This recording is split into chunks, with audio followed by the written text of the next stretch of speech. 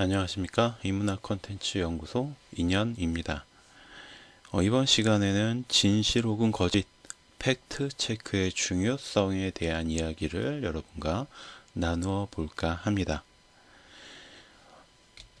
자, 이번 강의는 총 3가지 챕터로 이루어져 있어요. 그래서 진실과 거짓, 픽션과 논픽션, 그리고 미디어의 거짓말, 과장과 미화, 3번째 동전의 앞면과 뒷면, 이렇게 구성이 되어 있고요. 이번 시간 그 첫 번째 시간으로 먼저 진실과 거짓, 픽션과 논픽션에 대한 이야기를 좀 해볼까 합니다. 자, 정보화 시대라는 말이 굉장히 지금 잘 어울리는 시대에 우리가 살아가고 있습니다. 그래서 아주 많은 정보를 우리는 손쉽게 접할 수가 있고, 그래서 정보의 홍수에 파묻혀서 살다시피 하고 있죠. 이런 수많은 정보 중에는 근데 진실이 아닌 것들이 의외로 굉장히 많습니다. 우리는 이 접하게 되는 정보들을 좀 가감 없이 받아들이는 경향들이 있어요. 의심하지 않고 받아들이는 경향들이 있죠. 가장 대표적인 게 그런 거 있잖아요. 우리 뭐 리뷰 같은 게 얼마나 거짓이 많은지 사실 우리가 알고 있어요. 그럼에도 불구하고 우리는 그런 리뷰들을 볼 때 굉장히 또 혹하고 믿어요. 그래서 그걸 또 많이 써먹기도 하죠. 자, 그런데 어쨌든 때로는 목적을 위해서 리뷰처럼 조작이 되기도 하고 단순한 오류로 인해서 우리에게 전달되는 정보들 중에 잘못된 것들이 꽤 있다라는 얘기입니다. 이런 것들을 흔히 픽션과 논픽션 혹은 진실과 거짓이라고 이야기를 하는데, 진실이란 건 거짓이 없는 사실이라는 뜻이고, 거짓이란 사실에 어긋나는 것 또는 사실이 아닌 것을 사실처럼 꾸며낸 것을 의미합니다. 자, 이게 국어 사전에서 찾아볼 수 있는 정의들이에요. 픽션은 인물과 사건의 장면 등이 사실 그대로가 아닌 작가의 상상력으로 창조된 것.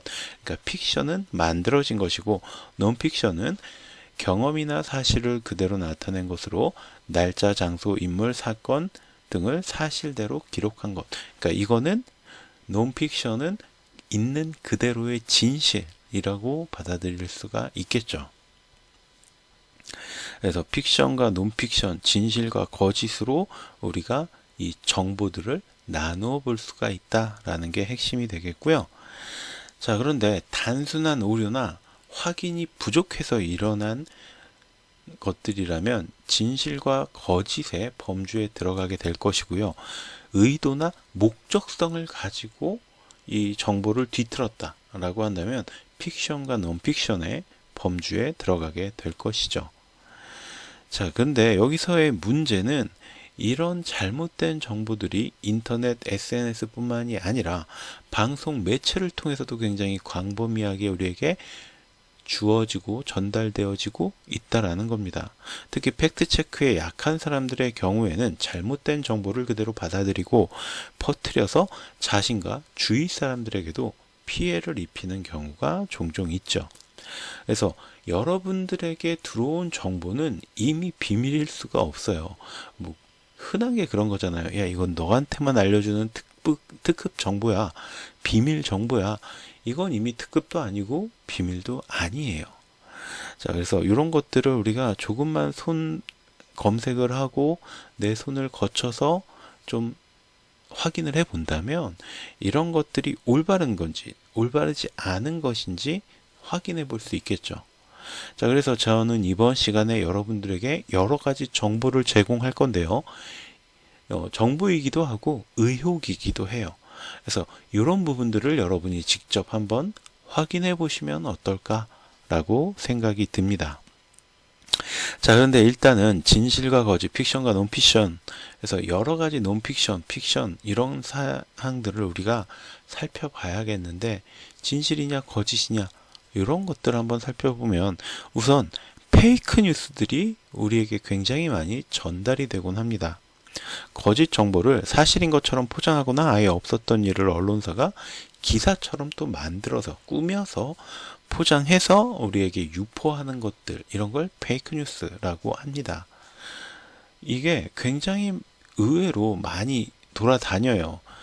대표적인 게 저희 어머니가 저한테 이제 보내주셨던 문자 내용인데, 뭐 미국에서 들어온 보이스피싱 최신종 사기 전화라고 해서 뭐 이 번호에서 걸려온 전화는 받지 말아야 되고, 이 전화를 받으면 받자마자 125만 원이 차감되는 새로운 형태의 사기라고 해서 이걸 주위분들에게 알려주고 이 번호를 폰에 저장해 놓고 이름에 사기꾼이라고 입력해 놓으면 전화가 와도 받지 않을 수 있다. 그러면 125만 원을 빼앗기지 않을 수 있다. 뭐 이런 거죠. 오늘만 뭐 1000명이 당했다. 그러니까 어머니도 다른 분한테 이걸 받고 저한테 보내주신 거예요.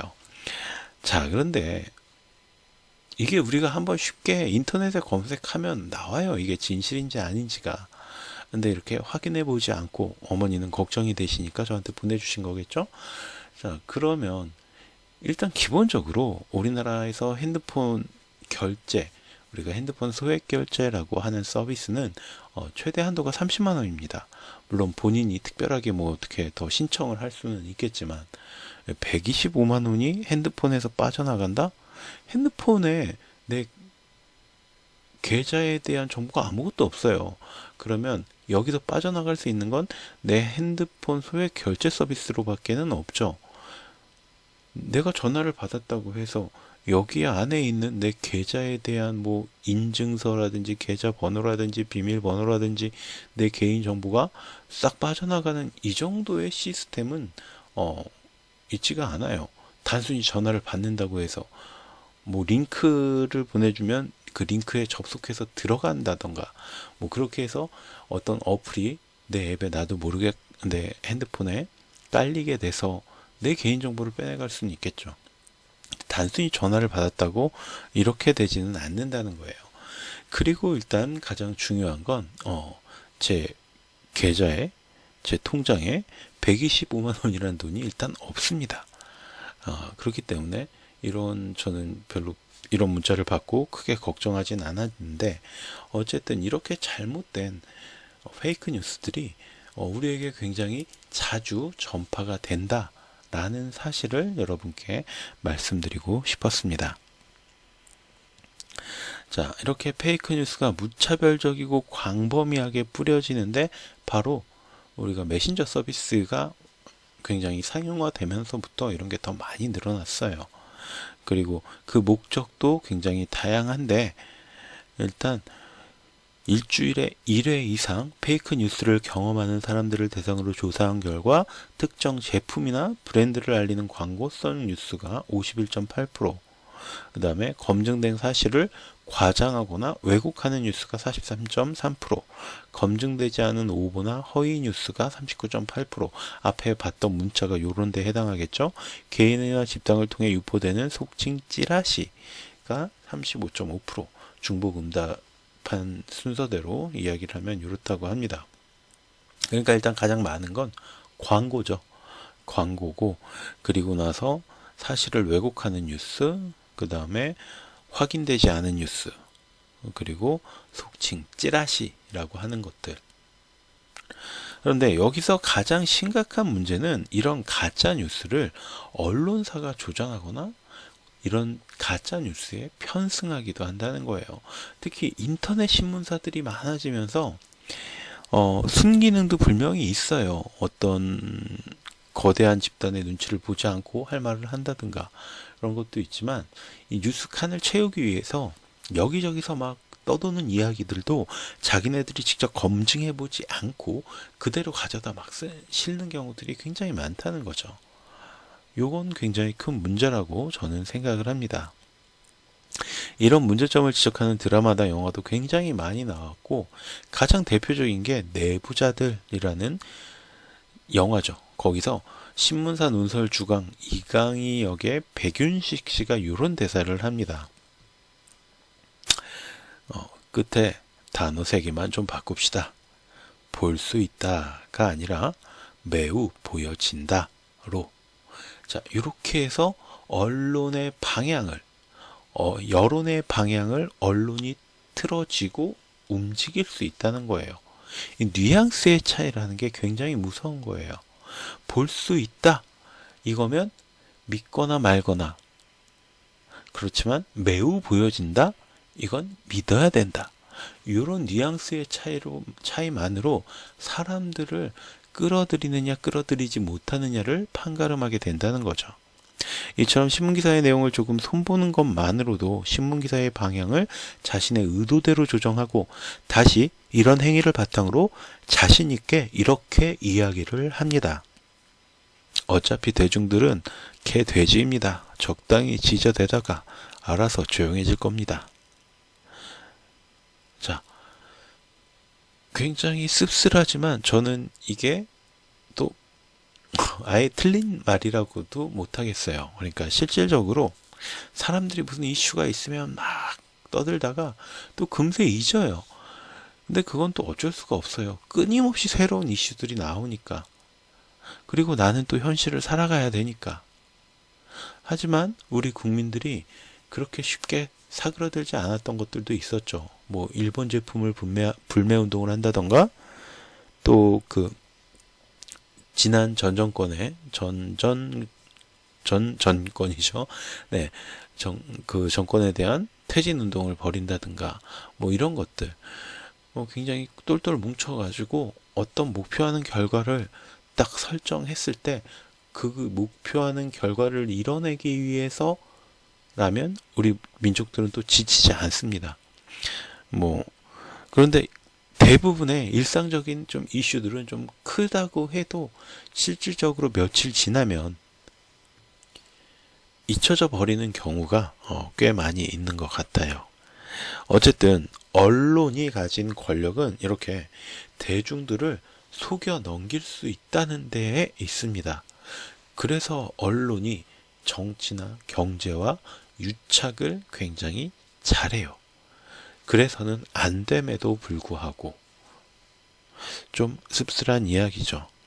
이런 언론의 무책임함을 드러내는 영화가 또 있죠. 바로 특종 량첸살인기라는 영화예요. 자, 여기서 연쇄살인 사건에 대한 오보를 특종인 줄 알고 터뜨린 기자 허무역, 조정석 배우가 맡으신 그 허무역에게 백국장, 이미숙 배우가 맡은 역할인데 백국장이라는 그 신문사의 국장이 이렇게 말을 하는 거죠. 뉴스란 게 그런 거잖아. 뭐가 진짜고 가짜인지 가려내는 거? 그거 우리 일 아니야. 보는 사람들 일이지. 그들이 진짜라고 믿으면 그게 진실인 거야.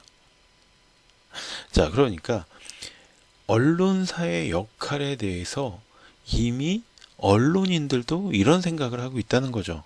진짜고 가짜인지 가려내는 게 중요한 게 아니고 보는 사람들이 이걸 어떻게 믿느냐. 우리는 그 소스라고 해야 되나? 재료 이런 것만 전달해 주면 된다. 그거 가지고 자기들끼리 지지고 볶고 뭐라든지 우리가 신경 쓸 일이 아니다. 이런 마인드를 가지고 있다는 거죠. 또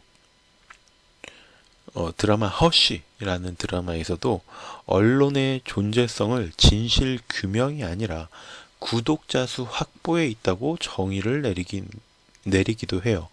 그래서 허쉬라는 드라마에서도 인터넷 뉴스에 클릭수를 올리고 기업과 정치권의 도움을 받기 위해서 기사 자체를 조장하는 내용이 등장하기도 합니다.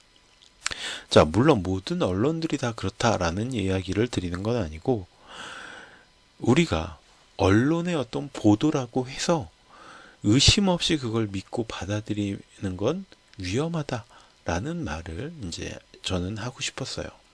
그러니까 우리가 언론에 대해서 지나친 믿음을 갖는 경우들이 종종 있어요. 그런데 언론도 분명히 사람이 만드는 것이기 때문에 잘못된 부분이 있을 수 있고 또 어떤 경우에 따라서는 그 언론사의 어떤 방향성에 맞게 기사가 쓰여지기도 하고 그런다는 것들 우리가 좀 기억해 두셨으면 좋겠어요.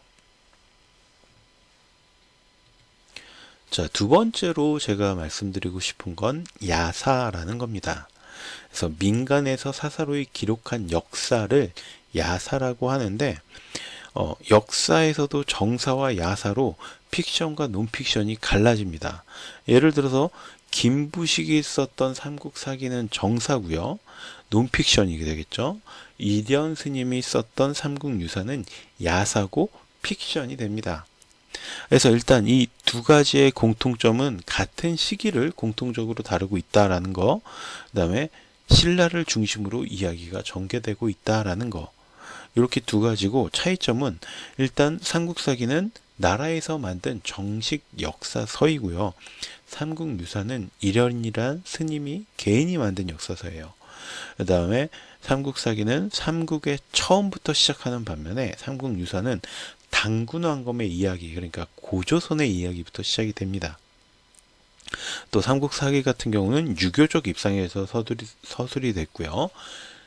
또 삼국유사는 이련 스님이 쓰신 거기 때문에 당연히 불교적 입장에서 이야기가 서술되고 있다라는 차이가 있죠. 그래서 우리가 역사를 볼 때 야사라고 해서 꼭 틀린 건 아니에요. 오히려 여기에 더 풍부한 이야기들이 있을 수 있죠. 그리고 정사라고 해서 꼭 다 옳은 이야기만 쓴 건 아니에요. 왜냐하면 그 국가가, 고려가 지향했던 바는 뭐냐면 신라를 계승하는 거예요.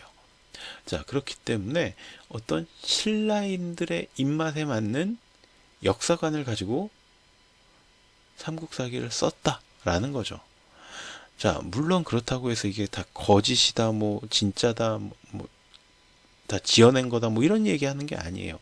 각각의 장단점이 있고, 어떤 건 꼭 100% 진실이고 어떤 건 뭐 거짓이고, 이렇게 판단할 문제는 아니라는 말씀을 드리고 싶었습니다. 자, 그리고 나서 이제 그 다음으로 볼 거는 TMI, Too Much Information이라고 이야기를 하죠. 굳이 알 필요 없는 정보나 지나치게 많은 정보, 이게 요새 굉장히 많은 문제가 되고 있는데요. 정보화 시대의 또 다른 단점이라고 할 수가 있죠. 너무 많은 정보가 내가 원하지 않음에도 불구하고 나에게 막 쏟아져 들어오는 거죠. 이런 것들로 인해서 정보의 과부하, 정보의 과잉, 정보 불안, 정보 피로, 이런 증상들이 등장을 하고, 이런 것들을 바로 정보 피로 증후군이라는 이름으로 병이 생겨나기도 했어요. 그래서 너무 많은 정보에 노출되면서 오히려 무감각해지고 무관심해지고, 혹은 또 정신적으로 너무 스트레스를 받고 내가 거기 신경을 많이 쓰다 보니까 내가 스스로 소진되고, 또 미디어나 인터넷 혹은 일에서 접하는 과도한 양의 정보를 소화하려고 하다 보면 이것 자체가 나에게 너무 커다란 스트레스가 돼서 병이 되는 경우도 있다라는 겁니다. 물론 이 굳이 알고 싶지 않은 지나치게 많은 정보에도 거짓 정보들이 또 자연스럽게 섞여 들어가 있죠. 막 내가 원하지 않는데도 쏟아 들어온 정보들인데 이것마저도 진실된 것만 들어오는 게 아니라 거짓된 것들도 함께 들어온다는 거죠. 자, 그래서 인간은 기본적으로 정보가 있으면 이걸 배제하려기보다 받아들이고 수용하려는 그런 본성이 있어요. 그래서 진실과 거짓을 판별할 수 있는 능력이 굉장히 필요합니다. 왜냐하면 이런 거예요. 우리 인간의 DNA에는 아주 오랜 옛날부터 위험을 회피하기 위해서 정보를 수용하는 능력이 발달할 수밖에 없었어요. 이런 거죠. 날카로운 거를 손으로 잡으면 안 돼. 왜? 위험하니까. 정보예요. 불을 막 만지면 안 돼. 왜? 위험하니까. 무서운 뭐 호랑이나 곰 같은 동물을 보면 도망쳐야 돼. 왜? 위험하니까. 이게 다 정보예요. 이런 정보들을 아는 사람이 살아남았겠죠. 이런 정보를 모르는 사람이, 그러니까 아주 오랜 옛날에 원시 인류가 그나마 어떤 부족이든 뭐 가족이든 어떤 집단 공동체를 만들어서 형성해서 살고 있을 때라면 이런 정보들이 서로에게 주어지면서 살아남을 수 있겠죠. 근데 그냥 혼자 살았다? 불이 무서운 줄도 모르고 곰이나 호랑이를 본 적도 없어요. 물론 보는 순간 본능적으로 위험한 동물이다라는 걸 알 수는 있겠죠. 하지만 정보가 없으면 그럼에도 불구하고 타이밍을 놓쳐서 호랑이나 곰에게 잡아먹힐 수도 있고 공격을 당할 수도 있겠죠. 자, 그렇기 때문에 이렇게 인류 역사에서 우리 인간의 DNA의 깊은 곳에는 정보를 획득하는 게 나의 생존에 도움이 된다라는 이런 지식이 박혀 있는 거예요. 그렇기 때문에 정보가 들어오면 일단 수용하려고 해요. 인간은 본능적으로. 그래서 수많은 정보가 들어올 때에도 우리가 이것들을 진실이냐 아니냐 먼저 선별을 해서 걸러내는 작업이 굉장히 중요하다라는 겁니다. 자, 그렇게 해서 이번 시간에는 제가 미디어가 우리에게 보여주고 있는 잘못된 정보들, 그리고 우리 야사와 정사가 어떤 차이가 있는지, 그게 픽션과 논픽션적으로 어떤 차이가 있는지, 정사라고 믿을 게 아니고 야사라고 믿지 못할 건 아니다, 이런 이야기 드렸고, 또 TMI, 굳이 알 필요가 없는데 내가 원하지 않는데도 들어오는 정보들, 물론 걸러낼 것들을 잘 걸러내야지만 내 심신의 안정에 도움이 된다, 이런 이야기까지 한번 나누어 봤습니다. 그래서 다음 시간에는 이제 미디어가 우리에게 들려주고 있는 거짓말들을 실제 사례들을 바탕으로 여러분과 이야기 나눠보려고 합니다. 이번 시간 강의는 그럼 여기서 마치도록 하고요. 저는 다음 시간에 또 뵙도록 하겠습니다. 이번 강의가 도움이 되셨다면 구독과 좋아요도 부탁드리겠습니다. 감사합니다. 안녕하십니까? 인문학 콘텐츠 연구소 인현입니다. 이번 시간에는 미디어의 거짓말이라는 제목으로 여러분과 이야기를 나눠보려고 하는데요.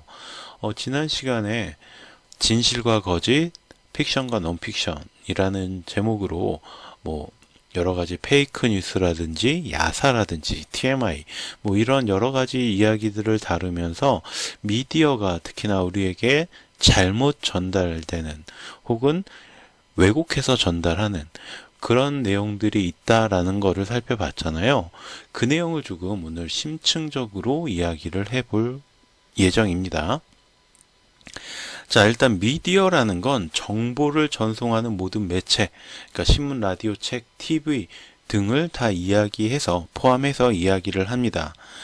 가장 먼저 일단 미디어에서 보여주는 내용이 진실인지 아닌지 확인을 해볼 필요가 있어요.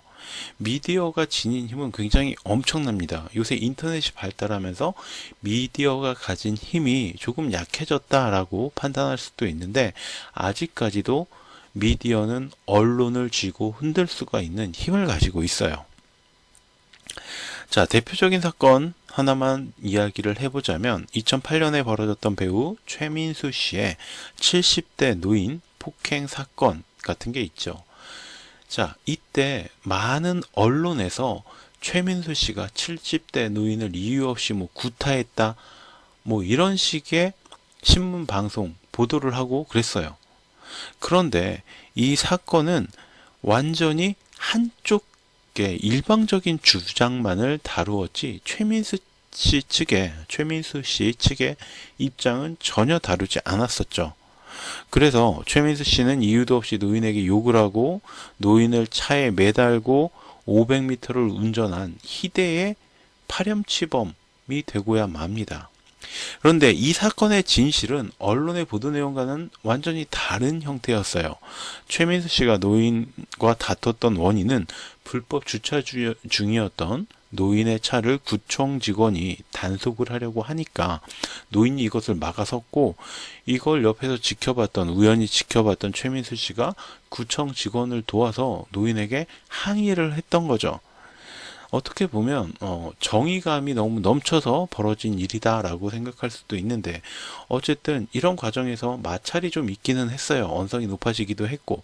그렇지만 최민수 씨가 그 노인을 구타하거나 한 행동은 전혀 없었고 노인을 차에 매달고 달렸다? 이것도 전혀 없었던 일이라는 거죠. 오로지 그 노인의 일방적인 주장일 뿐이었어요. 그런데 이런 팩트 체크를 하지 않고 언론에서는 이것이 마치 사실인 양 보도를 하게 되었던 거죠.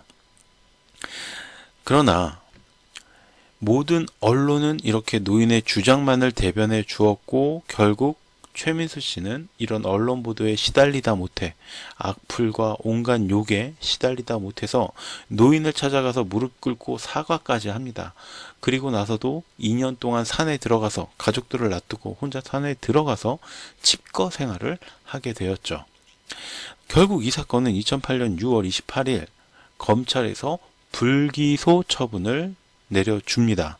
그러니까 폭행 부분의 혐의는 인정이 된다. 그러니까 뭐 이렇게 좀 밀치고 뭐 이런 걸 얘기하는 거예요. 뭐 주먹으로 구타했다는 게 아니라 인정되지만 피해자와 합의하였고 피해자 역시 처벌을 원하지 않아 공소권 없음 결정이 내려졌으며 흉기를 사용해 위협했다는 부분은 증거 부족으로 무혐의 결정이 내려지게 되었다라는 겁니다. 그러니까 언성이 높아지고 뭐 하다 보니까 약간 밀치고 뭐 이런 것들은 있었어요. 그건 인정. 근데 뭐 노인을 일방적으로 구타를 했다던가 차에 매달고 달렸다던가 이런 일은 없었다는 거죠. 또 무슨 무기를 사용해서 흉기를 사용해서 위협했다거나 이런 일은 전혀 없었다는 게 법원에서 밝혀진 겁니다. 그런데 이 내용을 언론들에서 그럼 다루어 주었느냐? 자신들이 오보했잖아요. 잘못 전달했잖아요. 왜곡해서 일방적인 주장만을 실었잖아요. 그럼 이걸 기사가 정정을 해줘야죠. 자, 이와 관련해서 MBC에서 특집 방송을 만들었는데 최민수 씨의 노인 폭행 사건을 알고 있는가라는 질문에 대답한 사람들의 80%가 알고 있다. 라고 대답했고 이 사람들에게 다시 최민수 씨가 이게 무혐의 처분으로 끝난 걸 알고 있느냐라고 묻자 알고 있다고 대답한 사람들 중에 70%는 몰랐다라고 대답을 했다는 거죠. 최민수 씨도 역시 이 당시에 이 특집 방송의 인터뷰를 통해서 당시 이 사건을 대서특필했던 언론사들조차 무혐의 처분이 난 것에 대해 나의 잘못이 없다는 것에 대해 해명해 준 것이 아무것도 없다라고 밝혔다라고 합니다. 자, 이런 것들 몇 가지를 이제 여러분께 소개를 해 볼까 합니다. 여기서 제가 말씀드리는 거는 저는 의혹을 제기하는 거예요. 이게 제 입장에서 이건 이래라고 여러분께 뭐 정보를 전달하려는 게 아니라 이런 의혹에 대해서 여러분도 한번 스스로 생각을 해보고 검색을 해보고 정보를 팩트 체크해 보시라는 겁니다. 첫 번째는요. 과장된 아우슈비츠 수용소의 진실에 대한 이야기입니다. 자, 이런 상황이 언론이 아닌 영화를 통해서도 만들어지기도 해요. 그러니까 잘못 전달된 사실이 마치 사실인 것처럼 그게 진실인 것처럼 알려져서 사람들이 그걸 믿는다는 거죠. 자, 이 쉰들러 리스트라는 영화는 2차 세계대전 당시에 유대인들이 이 독일군의 포로 수용소에 끌려가서 학살당했던 내용을 다루고 있죠. 이 영화에서 당시 독일군들이 아우슈비츠 수용소에서 약 600만 명의 유대인을 학살했다라고 기록하고 있고, 자, 그래서 우리는 대부분 아우슈비츠에서 학살당한 유대인 수용자가 600만 명에 이른다 라고들 알고 있어요. 이게 뭐 인터넷 검색하면 대부분 그렇게 나와요. 그런데 이 작품에서 묘사했던 아우슈비츠 수용소가 너무 좀 지나치게 과장되고 부풀려져 있다라는 주장들도 끊임없이 사실은 제기가 되고 있습니다.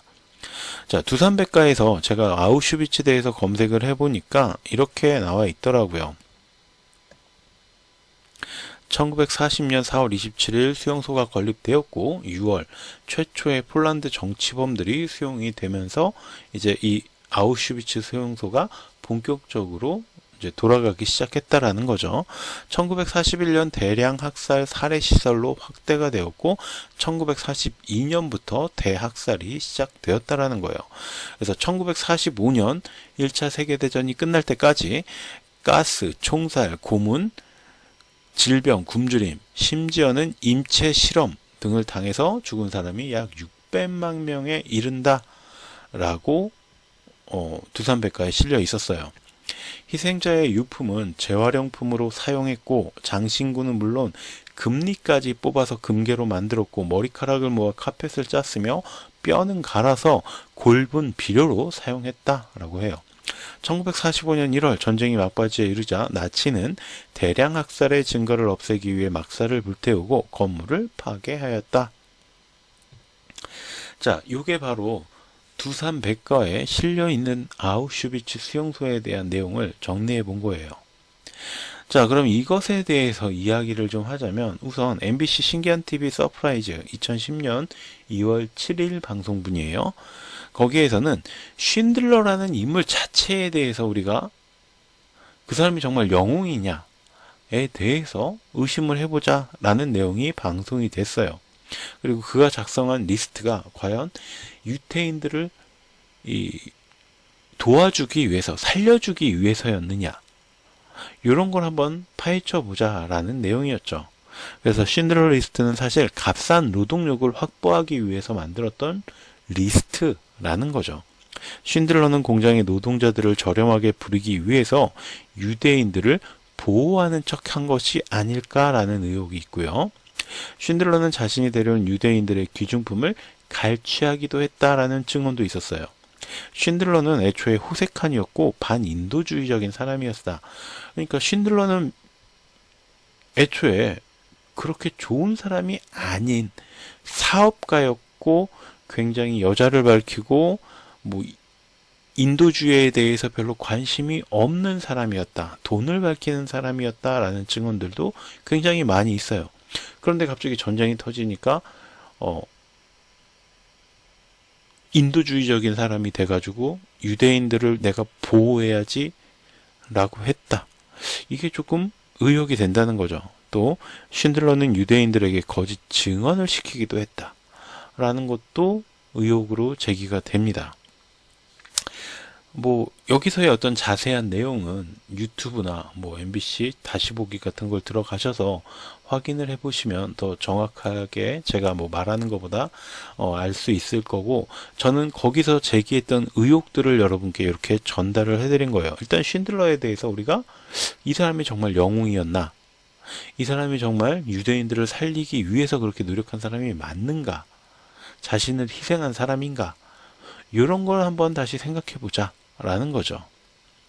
쉰들러 이 사람 자체에 대한 의혹도 의혹인데, 여기서 이제 제가 좀 중심적으로 살펴볼 내용은 아우슈비츠 수용소라는 곳이 정말로 그렇게 사람들을 600명이나 살해할 수 있었던 곳이었느냐 라는 점이에요. 나치가 유대인들을 학살하지 않았다라는 말을 하라는 건 절대 아니에요. 저는 히틀러는 나쁜 새끼 얘기할 수 있어요. 또라이고 미치광이고 전범이 맞아요. 나치도 마찬가지고요. 그런데 여기서 제가 좀 이상하다라는 의혹을 느꼈던 부분들이 있어서 여러분들께 이야기를 해보자면, 우선 3년이라는 시간 동안 600만 명을 학살하는 게 과연 수리적으로 가능한가라는 거죠. 저는 아시다시피 문과 출신이기 때문에 이렇게 계산 같은 거를 잘 하지는 못해요. 근데 일단 1941년 대학살 시설로 확대되어서 1942년부터 대학살이 시작됐다라고 두산백과에서 우리가 확인을 했잖아요. 그러면 1945년 1월쯤에 수용소를 파괴했다라고 하니까 대략 41년에서 44년 말까지 3년으로 잡아보자고요. 그러면 1095일이 됩니다.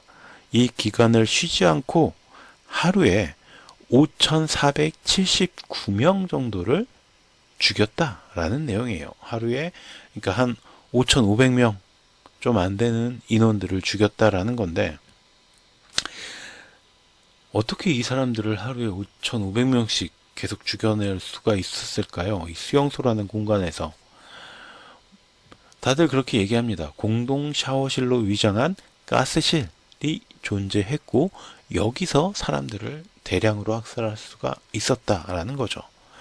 그런데 프레드 루처, 미국의 가스실 전문가이고요. 윌리엄 린제이, 화학공학자, 발터 리프틸, 오스트리아 엔지니어 회의소 회장, 이런 사람들이 직접 이 아우슈비츠 수용소에 가서 여기가 과연 그런 시설이 맞는지에 대해서 조사를 했는데, 가스실이라는 곳에서 그런 학살은 불가능하다라고 결론을 내렸다라는 거예요.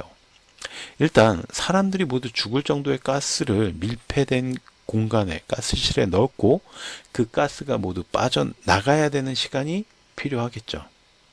물론 그 시체들을 뒤져서 귀중품을 빼돌리기에는 시간적으로 역시 또 불가능해요.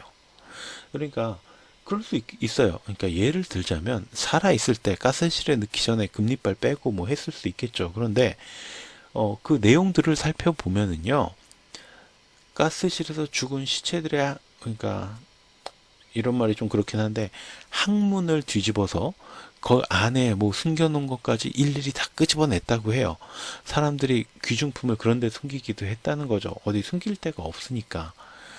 그런 것까지 다 끄집어냈대요. 자, 그러면 우리가 군대에서 화생방 훈련을 한다고 해도 가스실에 모의 가스탄을 이렇게 터뜨리잖아요. 그럼 이 가스가 다 빠져나가는데 엄청난 시간이 걸립니다. 물론 방독면을 쓰고 들어갔겠죠. 근데 이게 훈련용 가스도 아니고 맡으면 사람들이 죽는 굉장히 독한 살인가스예요. 근데 이 독가스로 가득 채웠던 가스실을 다시 환기시키고, 아무리 독일군들이 뭐 방독면을 쓰고 있어도 들어가서 시체들을 끄집어내면 피부에도 접촉될 수가 있잖아요. 그런 불안감이 있는데, 그걸 다시 시체 사이들을 헤집고 다니면서 금리도 빼고 항문이나 손을 뒤져가지고 귀중품을 빼돌리고 이러면, 제가 봤을 때는 그 가스실 한 번 돌리면 오전에 한 번, 오후에 한 번 돌리면 끝나지 않을까? 저는 그렇게 생각을 해요. 물론 나중에 비르케나우에 새로운 수용소를 지으면서 아예 화장을 하는 것까지 만들어 버려서 태워버리기까지 하면서 시간이 조금 더 단축되었을 수 있어요. 그런데 우리가 생각을 해보잖아요. 무조건 다 태울 수 있어요? 그 사람들이 귀중품을 뭐 어디에 숨겨놨으면 그것까지 다 타잖아요. 그렇기 때문에 역시 걸리는 시간은 어쨌든 있어요. 그냥 갖다 매장하는 시간이 줄어들었을 뿐이지. 그러면 독가스가 빠져나가고 또 잿더미 속을 뒤져야 되고, 그러면 3년 동안 6곳의 가스실이 모두 매일 정상적으로 작동되어야만 되겠죠. 일단 하루에 거의 5,500명을 그렇게 죽이는 것 자체도 저는 굉장히 좀 시간적으로 이게 가능한가 라는 의심이 드는데, 그럼에도 불구하고 그게 가능하려면 3년이라는 시간 동안 한 번도 고장이 나면 안 돼요. 하나라도 고장 나면 이거 고치는데 최소 하루 이틀은 잡아먹을 거 아니에요. 왜? 가스관 하나에 문제가 터진다 그러면 여기서 문제가 생겨서 가스가 샌다? 그러면 독일군들이 위험해지는 일이기 때문에. 게다가 노동력이 부족한 아이와 여성, 노인들은 거의 수용소에 도착하자마자 가스실로 끌려갔다라고 전해지는데, 우리가 잘 알고 있는 안내 일기의 주인공이었던 안네 프랑크, 그리고 그의 언니 마코 프랑크, 그의 아빠였던 그 이름이 잠깐 생각이 안 나는데, 아빠도 살아남았어요, 수용소에서. 이렇게 많은 사람들이 사실은 살아남았다는 거죠. 자, 안내 일기에 등장하는 안내 가족들은 1944년 8월에 발각돼서 9월에 아우슈비츠 수용소로 압송이 되었고, 베르겐벨젠 수용소, 가스실이 없던 수용소라고 밝혀진 곳이에요. 여기로 이송이 됐어요. 안네 프랑크의 언니인 마고 프랑크, 안네 프랑크. 어떻게 죽었냐면 장티푸스라는 질병에 걸려서 사망했고, 아빠였던 오토 프랑크는 역시 장티푸스에 걸려서 병원에 실려가서 회복을 해서 수용소 병원에 입원해 있다가 전쟁이 끝나면서 풀려 나온 거예요. 그리고 남은 생을 살다가 1980년에 사망을 했습니다. 우리가 너무나 잘 알고 있는 이 2차 세계대전에서 나치에 대해서 희생당했다고 알려진 안네 프랑크가 사실은 독일군들에 의해서 죽은 게 아니라 질병에 걸려서 장티푸스라는 병에 걸려서 죽었다라는 걸 우리는 기억해야 되는데, 이 사실을 아는 사람들이 별로 없어요. 안네 프랑크가 수용소에 끌려갔다, 그리고 죽었다. 딱 여기까지 알고 있죠. 어린 아이였고 여성이었고 환자이기까지 했는데, 안네와 언니였던 마고 프랑크는 병에 걸리고 나서 가스실이 없는 수용소로 보내졌어요. 이게 뭐예요? 당연히 가스실로 보내서 죽였어야만 되는데, 자, 이런 사항은 당시 독일군들의 보고서에도 드러나 있습니다. 그들이 장티푸스라는 병에 걸린 이유는 온전히 수용소의 어떤 비위생적인 환경 때문이고, 그렇게 따지자면 독일군 때문에 죽은 건 맞다라고 인정할 수 있어요. 근데 결국 가스실에서 죽지는 않았다는 거죠.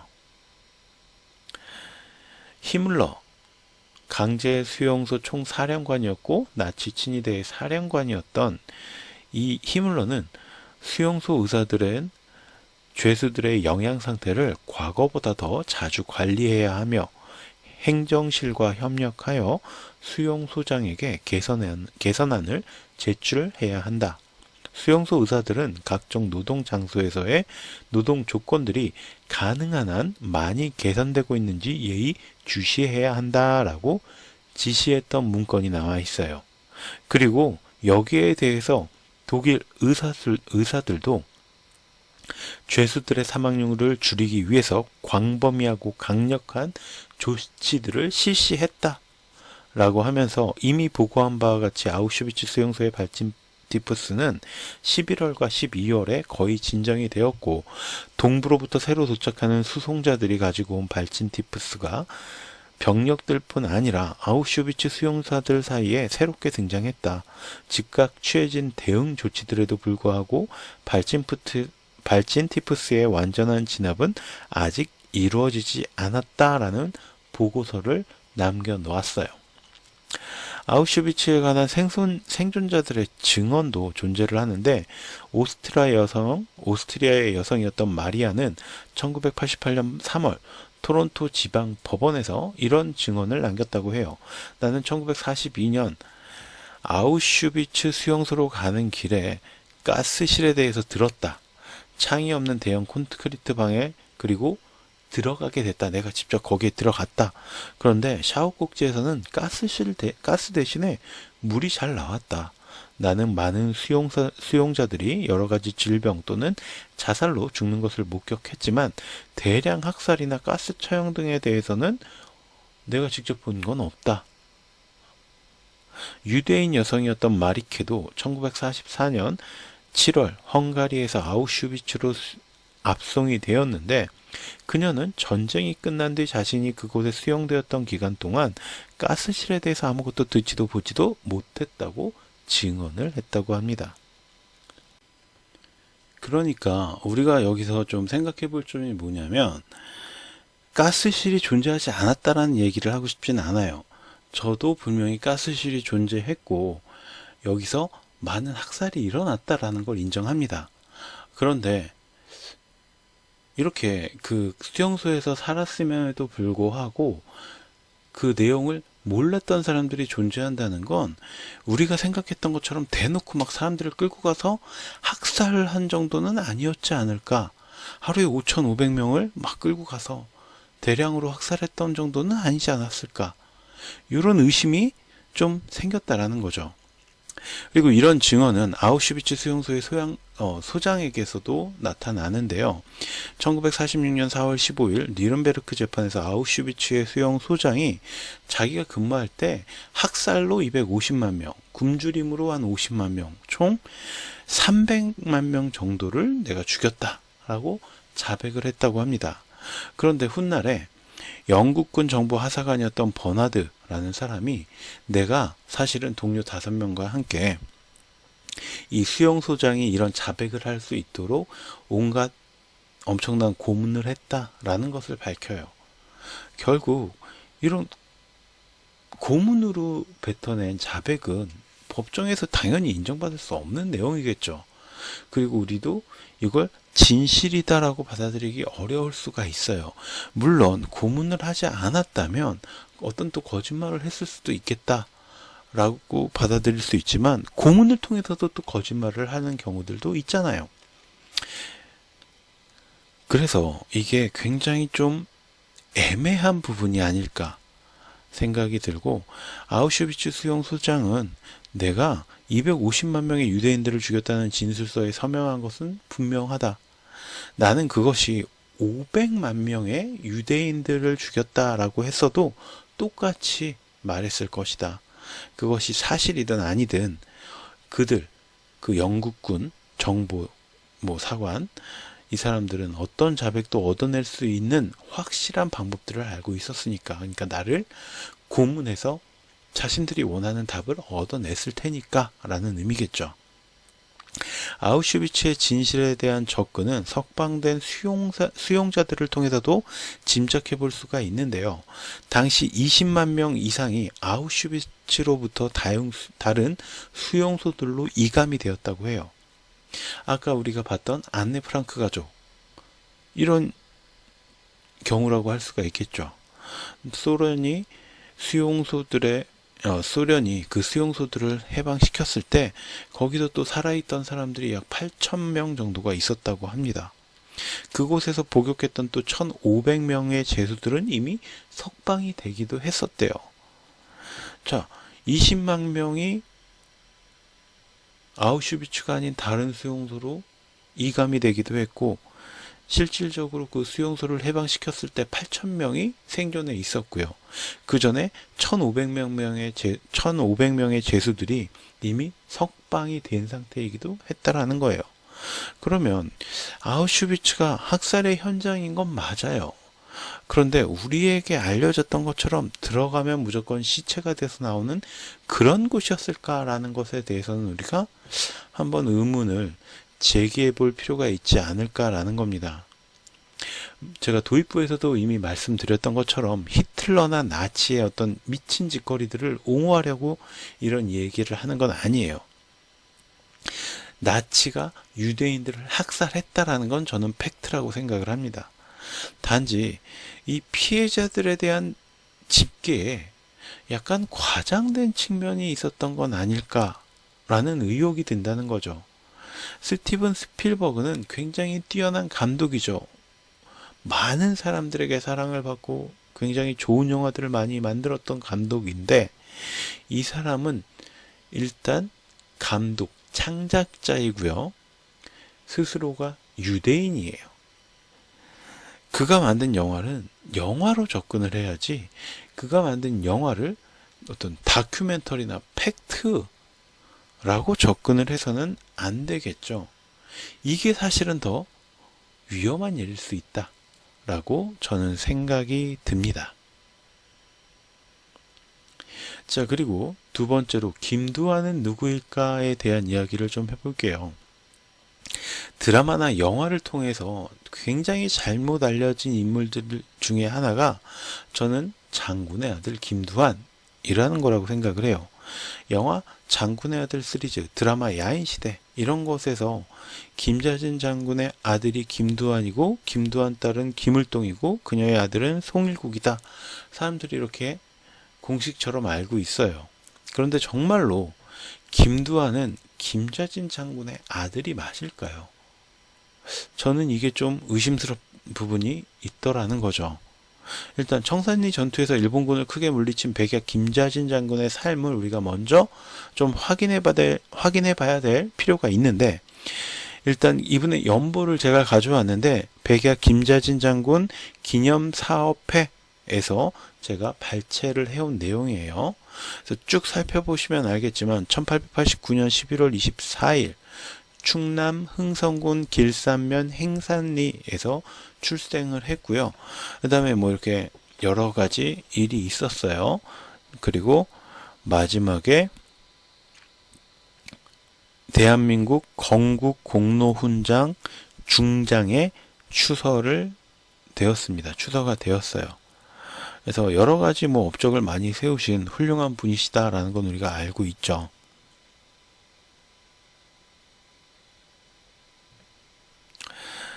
자, 이 연표를 통해서 우리가 김자진 장군의 어떤 생애를 단편적으로나마 확인이 가능합니다. 그리고 다음 신문기사 매일신보 1925년 9월 15일자에 김자진 장군과 김두한의 어떤 연관성을 추정해 볼 수 있는 기사가 하나 있어요. 이 내용이 그거예요. 연고탑에 근거를 두고 노령 방면으로 활동하고 있는 과격파의 수령 김좌진은 정부 김계월과 그 사이에 낳은 김두한을 데려가기 위해 온갖 수단을 다 써보았으나 국경의 경계가 엄중하여 오늘까지 뜻을 이루지 못하였던 바, 이번 김계월도 정랑 김좌진을 생각하고 항상 매흘이 지내던 중 지난 9일 자기 모 박씨와 자식을 데리고 가산도구를 방매하여 여비를 만들어 가지고 경성역을 출발하여 무사히 목적지에 이르러 8년 만에 부부와 부자가 반갑게 대면하게 되었다더라 라는 기사 내용인데, 일단 우리가 여기서 생각해 봐야 될 내용은 이 매일신보라는 신문이 어떤 신문인가 라는 것이고, 이 전체적인 어조가 어때요? 과격파의 수령 김좌진, 정부, 그러니까 정식 처가 아니라 그러니까 첩 뭐 이런 거죠. 정을 통하는 부녀자, 그래서 정부라고 하는데, 어쨌든 정식으로 혼례를 치르지 않은 그냥 애인 혹은 첩의 개념으로 우리가 생각을 해야 돼요. 이런 사람과 만나서 데려가기 위해서 온갖 수단을 썼는데 안 됐고, 오히려 김계월이 자신의 어떤 집에 가산도구를 다 팔고 그 돈으로 김좌진을 만나러 가서 만났다더라 라는 거예요. 자, 매일신보가 일단 어떤 신문이었느냐? 바로 대표적인 친일 언론이었어요. 그러니까 이 신문 기사의 논고가 이렇게 김좌진을 약간 격하시키는 내용으로 썼던 거다라고 우리가 알 수가 있죠. 그래서 당시 국민적인 영웅으로 떠올랐던 김좌진 장군에게 흠집을 내기 위해서 썼던 기사다라고 우리가 먼저 이해하고 들어가야 돼요. 김두한은 명인옥중기, 피로 물들인 건국전야라는 책, 또 동아방송 라디오인 노변야화라는 프로그램에 출연도 해서 나의 조부는 고균 김옥균이다. 나의 부친은 백야 김좌진이다. 나는 당대 세도가 당당했던 이른바 명문안동 김씨의 서족이다. 내가 7살 때 세계전 사상 희귀한 청산리 대첩이 있자 일본 경찰은 즉각 외조부님과 모친 상궁의 딸을 투옥했다. 그래서 나는 천혜고아가 되었다. 이런 내용을 이야기했고, 그리고 10살이 되던 해에 불망의 독립군 대장인 부친의 별세를 전해 듣고 울었다. 그래서 혁명가가 되겠다 하고 단신으로 서울로 160리를 걸어 내려왔다라고 스스로 밝히는 그런 회고한 내용이 있어요. 그런데요, 김옥균은 1884년 일본에 망명을 했어요. 갑신정변이 실패했죠. 갑신정변 때 김옥균이 백으로 생각했던 게 누구예요? 바로 일본군이었어요. 그런데 일본군이 배신하면서 3.1 천하가 끝났고, 일본에 망명을 해서 1894년 암살 당할 때까지 일본에서 살았고 조선으로 넘어오질 않았어요. 왜? 조선으로 넘어오면 죽는 거예요. 역모를 꾀했던 인물이잖아요. 우리가 갑신정변이라고 이야기를 하는데 사실은 일종의 역모였어요. 당연히 조선으로 들어왔다라는 사실이 알려지면 이 사람은 죽는 것밖에 방법이 없는 거죠. 그리고 김좌진 장군은 1889년 충남 홍성에서 태어났다라는 거 우리가 연표를 통해서 확인했죠. 자, 그러면 1984년에 이미 한국을 떠나 있던 김옥균이 5년 뒤 한국에서 아들을 낳았다? 그러면 일단 1년 전쯤에는 돌아와서 어떤 부부의 어떤 연을 맺고 어쨌든 관계를 맺고 그래서 아들을 낳았다라는 거겠죠. 이게 가능해요? 조선에 들어오면 나는 죽는데 굳이 내가 꾸역꾸역 들어와서 어떤 여인과 정을 통하고 다시 돌아가서 그 뒤에 김좌진 장군이 나왔다라는 건데, 이 점에 대해서 김두한은 자기가 생각해도 좀 이게 말이 안 맞는 것 같으니까 나중에 김옥균이 김좌진 장군을 양자로 들인 것이다 라고 변명을 하는데, 이건 그냥 김두한의 주장일 뿐이고요. 공식적으로 김옥균에게 친손은 없었다라고 밝혀져 있습니다. 게다가 자신이 7살 때 청산리 대첩이 있었다라고 앞에서 이야기를 했어요. 그런데 청산리 대첩은 1920년에 있었고요. 김두한은 1918년생이에요. 7살 때가 아니라 3살 때죠. 그러면 자기 나이를 헷갈린 걸까요? 어쨌든 그리고 10살이 되던 때 아버지 김좌진 장군의 죽음을 듣고 울었다는데, 김좌진 장군은 1930년에 사망했어요. 이 밀정에게 사망을 하죠. 배신자에게. 즉 당시 김두한의 나이는 13살이었어요. 또 3년이라는 시간이 뭔가 안 맞죠. 실제로 김좌진 장군에게는 부인이 3명 있었다라고 알려져 있는데, 첫째 부인이 오숙군, 둘째 부인이 김계월, 셋째 부인이 나해국이라고 합니다. 그리고 김두한이 자신의 어머니라고 밝힌 인물이 바로 김계월인데, 이 분에 대해서 김두한은 상궁의 딸이다라고 이야기를 했어요. 앞에서 했죠. 자, 상궁의 딸 박씨라고 하는데, 상궁 박씨의 딸이라고 하는데, 우리가 상궁이라는 게 어떤 존재예요? 궁녀죠. 궁녀는 궁 안에서 벗어나지 못해요. 들어가면 평생 거기서 살아야 되는 왕이 소유한 여인들이죠.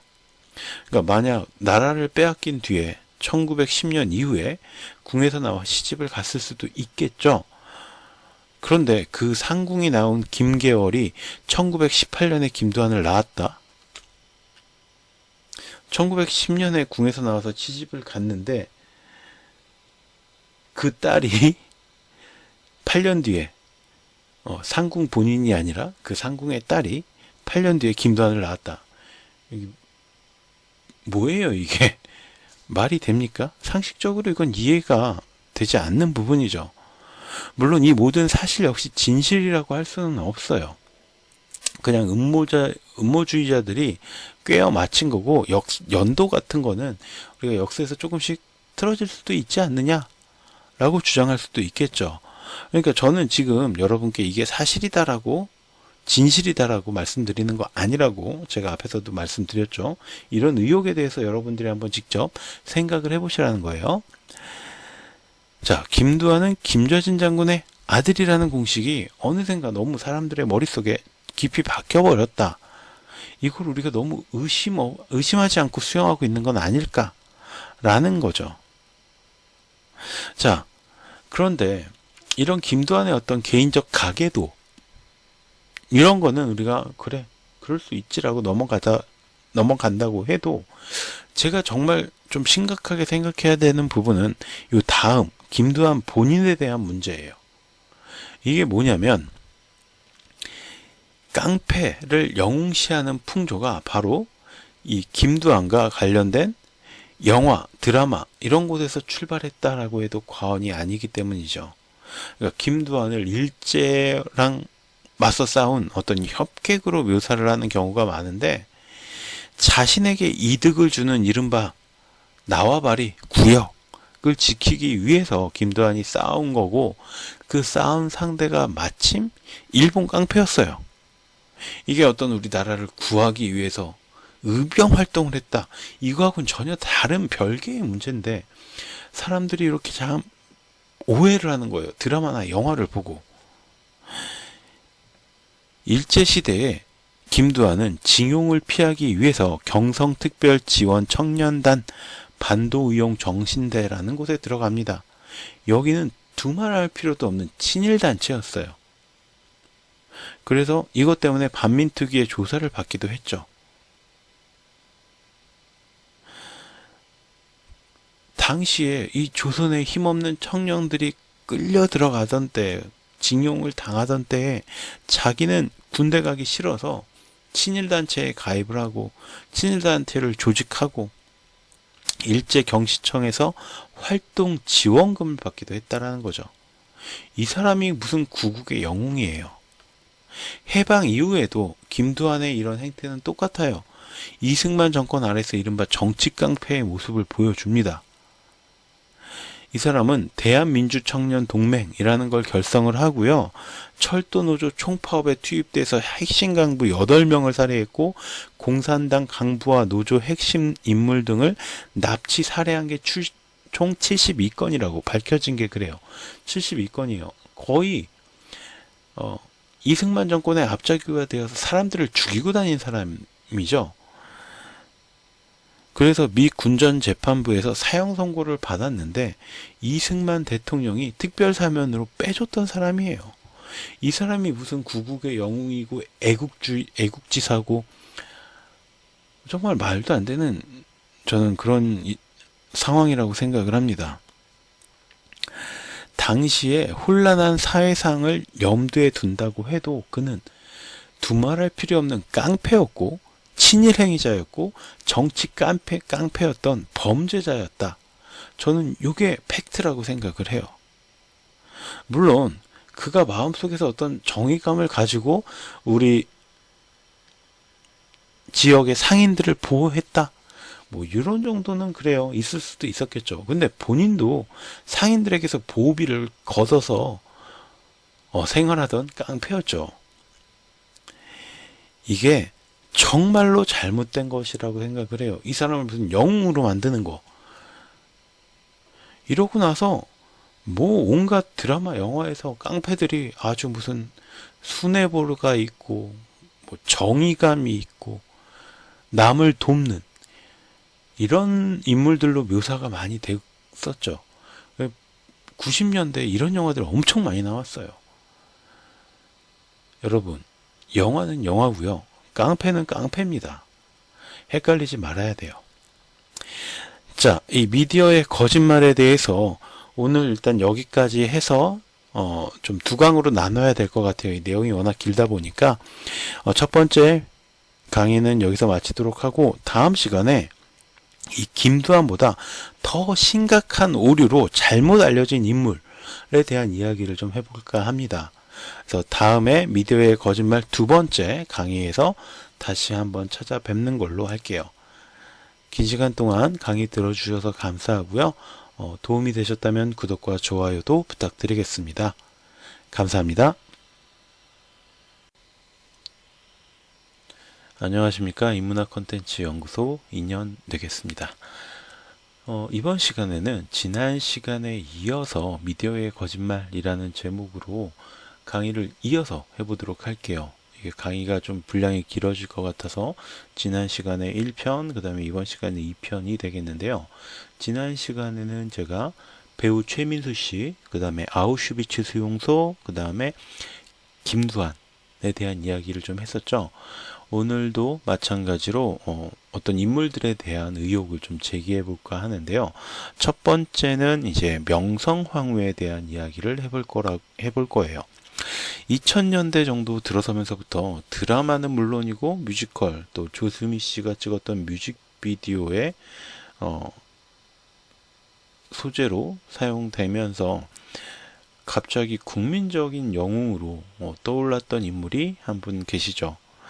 자, 이분에 대해서 어떻게 보면 여성들의 어떤 워너비 스타처럼 꾸며지기도 했고 또 구국의 영웅처럼 꾸며지기도 했는데 바로 명성황후가 되겠습니다. 그래서 이 명성황후가 그럼 정말로 그런 인물이었느냐에 대해서 저는 사실 좀 의혹이 있어요. 그래서 그 얘기를 해보겠는데요. 이 명성황후에 대한 이야기를 살펴보기에 앞서서 우리가 좀 확인해야 될 게 바로 이모군란이라는 어떤 역사적 사건이에요. 이모군란은 1882년 6월에 구식 군대가 반란을 일으킨 사건을 이야기하는데요. 이때 신식 군대를 만들면서 신식 군대에게는 굉장히 잘 챙겨주면서 이 구식 군대의 군졸들은 13개월, 그러니까 1년 넘게 급료를 받지 못했던 상태였고, 그나마 13개월 만에 한 달치 급료로 이제 그때는 돈이 아니라 쌀을 줬는데, 이 쌀의 절반 이상이 모래가 섞여 있었다라는 거예요. 자, 그러니까 이 구식군대의 입장에서는 뭐 어떻겠어요, 기분이? 완전히 엉망진창이었겠죠. 물론 별기군이라고 신식군대 총을 배우고 뭐 이런 사람들이 있었지만 정말 소수였거든요. 그런데 실질적으로 나라에 어떤 일이 있을 때 나가서 싸워야 되는 건 이 얼마 되지 않는 별기군이 아니라 이 구식군대예요. 근데 이 구식군대에 대한 대우가 이렇게 처참하고 형편이 없었다라는 거죠. 그런데 이렇게 구식군들이 반란을 일으키니까 청나라가 개입을 해서 얘네들을 다 진압을 해버리는 사건. 이게 바로 이모군란이에요.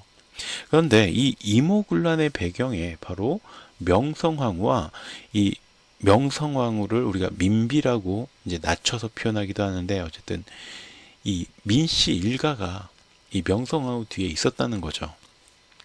흥성대원군이 물러나고 고종이 정권을 잡습니다. 그러면서 덩달아 이 명성황후와 민씨 일파가 권력을 잡게 되었죠. 그래서 이 사람들이 얼마나 많은 비리를 저질렀는지 거의 뭐 안동 김씨가 한창 세도가 시절에 부렸던 그런 권세 못지않은 약간의 어떤 부정과 부패를 많이 저질렀다고 합니다. 이모군란 당시에 군인들의 급료를 이렇게 빼먹은 건 역시 바로 이 민씨 일파가 주도했던 일이다라고 알려져 있어요. 게다가 명성황후는 무당에 빠져서 무속행위를 벌이는데 엄청난 왕실의 재산을 사용해요. 국고예요. 국고를 사용한 거죠.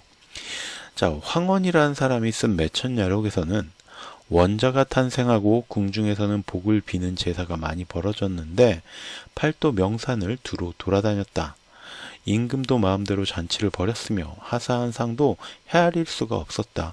임금과 민호가 하루에 천금을 썼으니 내수사의 재정으로는 감당할 수가 없어서 결국 호조나 선예청에서 공금을 빌려 썼는데도 신하들 가운데 그것이 잘못되었다고 아뢰는 자가 없었다. 정말 엉망진창이죠. 그러니까 내수사, 왕실의 재산, 왕실의 어떤 사유재산 같은 건데 이걸로 어떻게 감당이 안 되니까 명산을 돌아다니면서 막 제사를 하고 잔치를 벌이고 이러다 보니까 감당이 안 됐던 거예요. 그러니까 이제 호조나 선해청 같은 이 정부 기관이죠. 정부 기관의 돈을 끌어다가 쓰기까지도 했는데 여기에 대해서 반발하는 사람이 아무도 없었다라는 거죠. 이미 나라가 엉망진창이었다라는 얘기예요. 저는 그렇게 보여집니다. 민비가 정권을 장악하고 큰 돈을 쓴 것은 그 아들을 위한 것이 처음이었다. 세자 책봉 문제로 여간한 경비가 들지 않았다고 한다. 그뿐만 아니라 세자를 책봉한 이후에도 공신들에게 상금과 천국에 보내는 예물, 사절의 왕복 비용 등 두 살의 왕자를 위해 민비는 수백만 금의 국고를 낭비하였다. 그 밖에도 세자가 약간의 탈이라도 나면 전국의 명산과 대천에 기도를 드리는 한편 홍지학이 밝혔듯이 무당, 맹인을 궁중에 끌어들여 많은 비용을 지출했다. 그 심한 예로는 금강산 1만 2천 봉의 봉우리마다 돈 1,000냥과 쌀 한 석, 배 한 피를 바쳐 세자의 장수를 빌었다고 한다. 궁중에서는 무당, 잡배의 군놀이가 끊이지 않았으며 특별한 무녀에게는 수천 냥에서 수만 냥까지 상금을 아끼지 않았다고 한다. 여왕 민비가 뿌리는 돈은 김몽룡이 한 번 춤출 때마다 3,000금씩 던져줬고 이유인이 점을 칠 때마다 비단 100필과 금 1만 냥의 상을 내렸다. 그 중에서 특히 진령군이라는 무녀는 신임이 두터워 옥관자의 권세를 누려 대관들조차 그녀 앞에서는 허리를 숙였다. 진령군이나 이유인은 그 이후로도 궁궐을 마음대로 출입하였다. 자, 기쿠치 겐조라는 일본의 그때 우리나라에 와 있던 일본의 어떤 일종의 외교관이 썼던 대원군전이란 이야기에 나오는 내용이에요.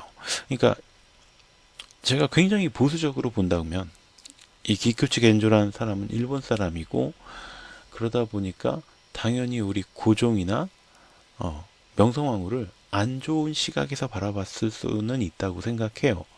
그런데 이 내용들이 정말 다 하나같이 새빨간 거짓말일까?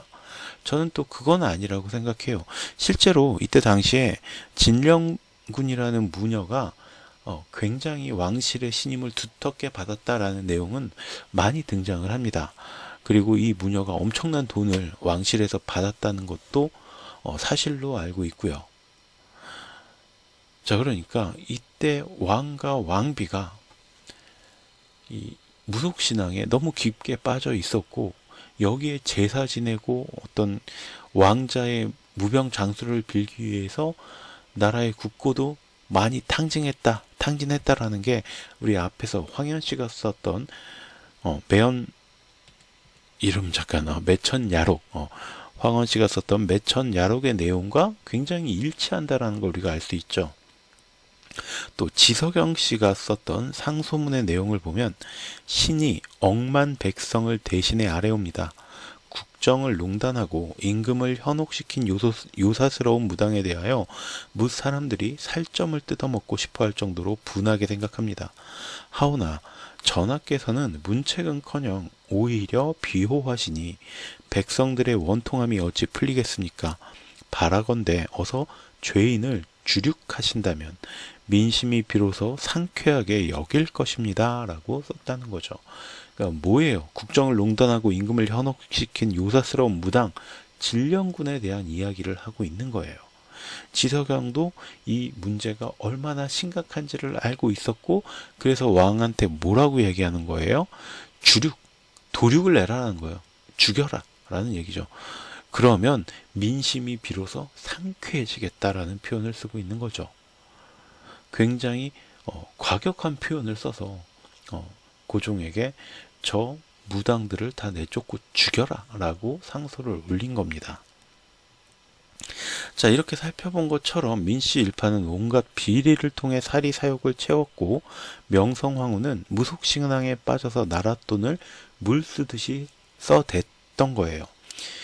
이런 그녀의 어떤 매국적인 행위는 계속됐는데 대표적인 것이 외세의 개임 요청, 또 대원군의 납치 주도 이런 거예요. 납치를 사주한 거죠. 이모군란이 일어났을 때 청나라에 지원병을 요청한 게 바로 명성황후였어요. 그러니까 내란이 벌어졌어요. 근데 사실 이 사람들이 왜 이런 일을 벌였어요? 자기네들 대우 제대로 해달라라는 거였죠. 그러면 왕과 왕비를 내쫓자라는 건 아니었어요. 제대로 된 대우를 받고 싶다. 인간적인 대우를 받고 싶다. 그럼 이 사람들을 제대로 인간적으로 대우해 주겠다라고 약속하고 지키면 됐겠죠. 그런데 고종과 명성황후가 선택한 방법은 무엇이었느냐? 바로 청나라 군사를 끌어들여서 얘네들을 힘으로 억누르는 거였다는 거죠. 자, 그런데 이때 이미 대원군이 나서서 군란이 수습이 된 상태였다고 해요. 왕과 왕비가 했어야 할 일을 다시 흥성대원군이 일선에서 물러났던 정확하게 말하면 고종과 명성황후에 의해서 일선에서 물러나임을 당했던 인물이죠. 그 흥성대원군이 다시 나서서 이 사람들을 다독여서 설득을 시킨 상태였다는 거죠. 그럼에도 불구하고 명성황후는 청나라에 굴람에 가담했던 사람들에 대한 복수와 응징을 요청합니다. 이미 굴란은 끝났어요. 이 사람들은 다시 제자리로 돌아갔어요. 그런데도 불구하고 170명을 체포해서 10명 이상을 죽이는 이런 만행을 저질렀다는 거죠. 그리고 서울로 되돌아온 지 사흘 만에 대원군을 청나라에 납치하도록 시켰다라는 거예요. 그러니까 대원군을 청나라로 보냈다가 다시 또 청나라에 납치를 시키도록 주도를 해요. 그리고 끌고 가버리는 거죠. 3년 뒤에 대원군 석방의 기미가 보이자 민영익 그러니까 자기 오빠를 보내가지고 대원군 보내지 마세요 라고 반대를 했다는 거예요. 자기 시아버지를 청나라에서 계속 구금하고 있어 달라 라고 요청을 한 거죠. 그리고 3년의 시간 동안 대원군 측의 인물 30여 명을 살해하는 만행을 또 저지르기도 합니다. 그러니까 이때 대원군을 아주 이빨 빠진 호랑이로 만들어 버린 거죠. 명성황후는 여기서 멈추지 않았고 청나라가 일제희비의 힘이 밀린다라는 모습을 보이자 친러파로 전향을 합니다. 청과 일본이 갑신정변 때 충돌을 해요. 그리고 나서 자 우리가 여기서 이렇게 싸울 필요 없지 않느냐라고 합의하고 철수를 합의하죠. 그러니까 우리 이제 조선에서 우리 군대 다 빼자라는 합의를 해요. 자, 그런데 이 청나라는 조선에 대한 영향력을 행사하려고 들었고 민씨 일파는 청의 간섭을 벗어나기 위해서 러시아를 끌어들입니다. 군대는 철수하지만 청나라는 대대로 조선을 속국이나 신하국이라고 생각했기 때문에 자신들의 영향력을 잃고 싶지는 않았어요. 근데 명성황후가 봤을 때 청나라가 이미 좀 일본에 비해서도 힘이 좀 안 되는구나 라는 걸 느꼈어요. 근데 뭐 조선이 뭐 스스로 어떻게 해볼 능력은 안 됐고, 자 그러면 우리는 어떻게 해야 되느냐, 러시아를 끌어들이자라고 생각을 한 거예요. 그래서 이 땅에 새로운 외세를 또 끌어들인 거예요. 자 이렇게 러시아가 들어오니까 청나라 일본 군대가 철수할 수 있겠어요? 조선을 러시아가 먹을지도 모르겠네? 라는 생각이 드니까 당연히 이 사람들도 청나라와 일본도 군대를 빼지 않아요. 그러니까 조선은 청나라, 일본, 러시아까지 끼어든 이권 다툼의 장이 되어버린 겁니다. 자, 이런 명성황후와 밀씨 일파의 탐욕으로 인해 고통받던 백성들은 1894년 동학농민운동을 다시 벌이게 됩니다. 또 평범한 농민들이 나서서 이거 못 살겠다, 바꿔보자 라는 거죠. 이게 굉장히 전국적인 밀란으로 커지게 되는데 민씨 일파는 다시 청나라 군사들을 끌어들여서 이들을 제압하려고 해요. 하지만 일본 역시 군대를 상륙시키니까 이 기세 등등했던 동학 농민군이 이건 아닌데 싶었죠. 그래서 청나라와 일본의 군대를 다시 물려라, 우리가 알아서 스스로 해산하겠다 라고 명시를 하고 스스로 해산을 합니다.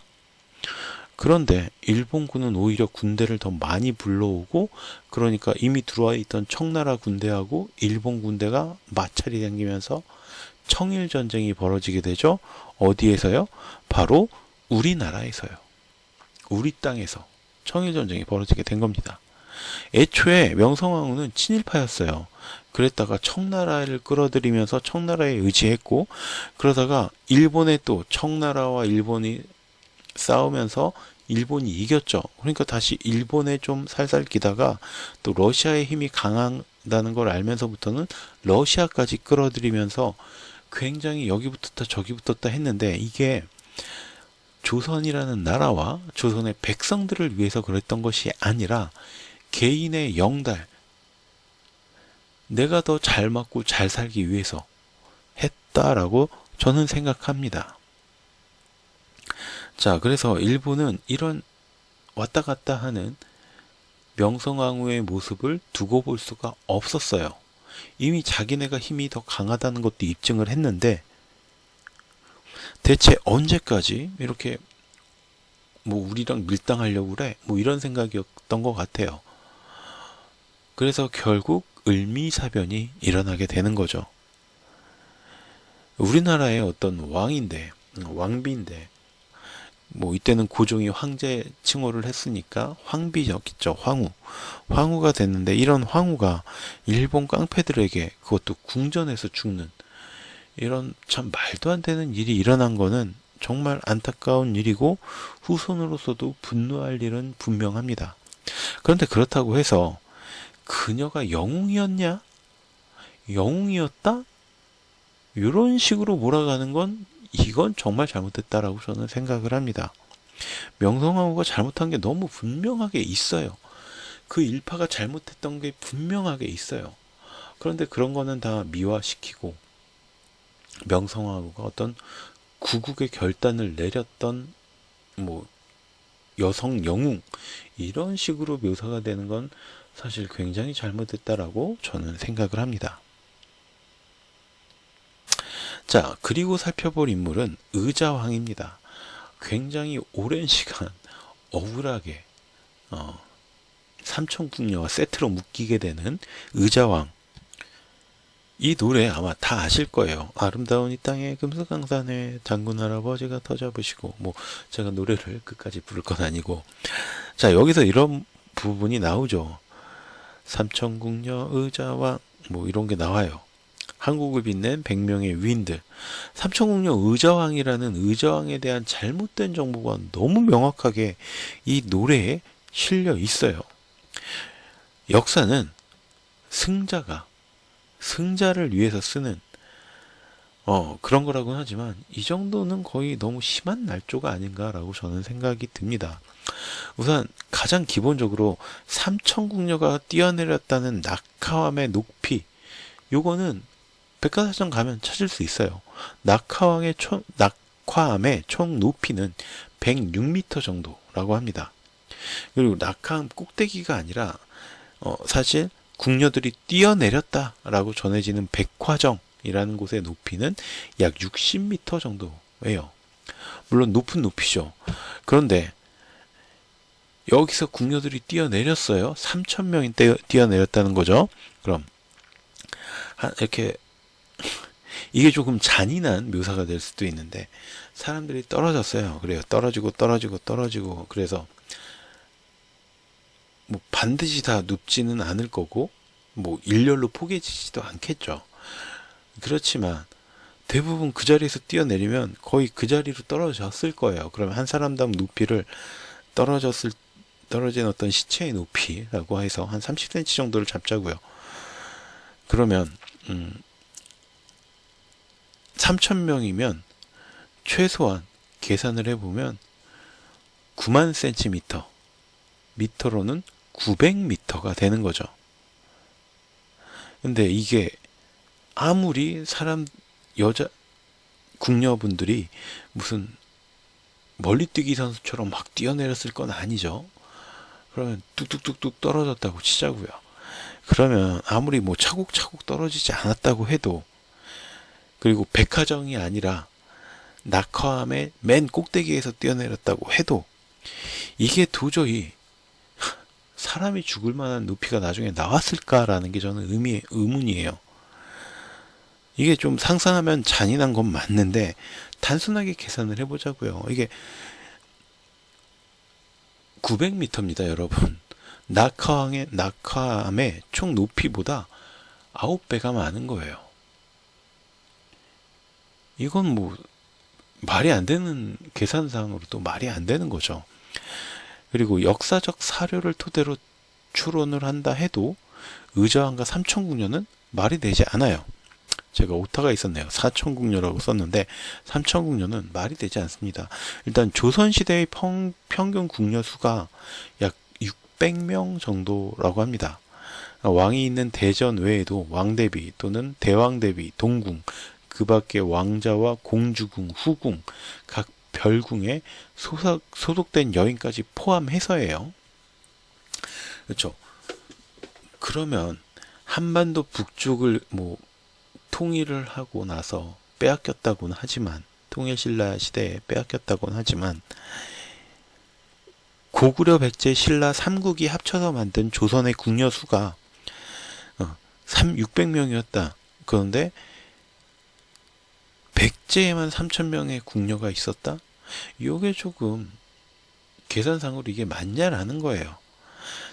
무엇보다도 당시 그 수도였던 사비성의 인구가 약 5만 명 정도다라는 자료가 있어요. 그러면 단순하게 여성 인구, 남자 여자 딱 나눠서 좀 단순하게 계산을 할게요. 2만 5천으로 잡자고요. 그러면 거기서도 또 다시 결혼한 여자와 결혼 안 한 여자로 또 반타작을 해서 뭐 12,500명. 거기서 또 아이는 제외해야 되겠죠. 제외하면 6,250명. 그러면 그 중에서 절반이 3,000명의 궁녀예요. 그러면 미혼의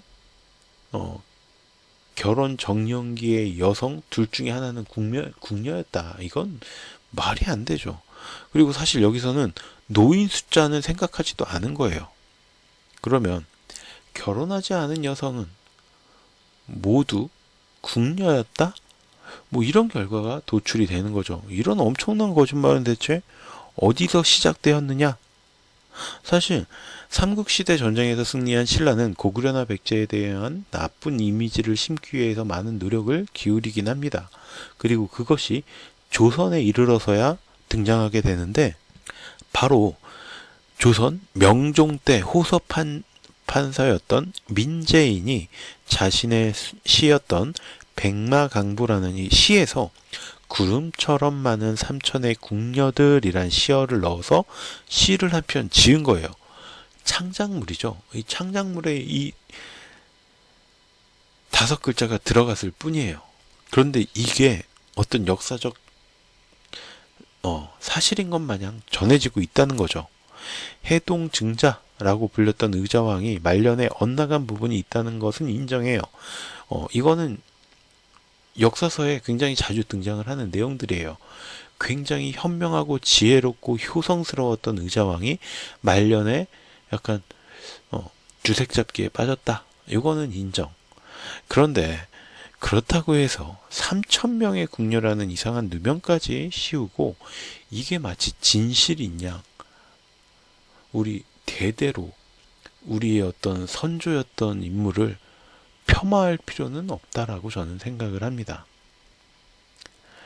전쟁에서 패배한 왕이고 말년에 약간 잘못된 길을 가기는 했지만, 그렇다고 해서 이 사람에게 너무나 과장돼서 3,000명의 궁녀라는 말도 안 되는 누명을 씌우는 건 굉장히 잘못된 일이 아닐까라고 저는 생각을 합니다. 자, 그 다음 살펴볼 건 민족대표 33인이에요. 우리나라에서 독립을 선언했던 3.1운동에서 이 민족대표 33인은 굉장히 큰 역할을 하셨던 사람들이다라고 우리는 알고 있어요.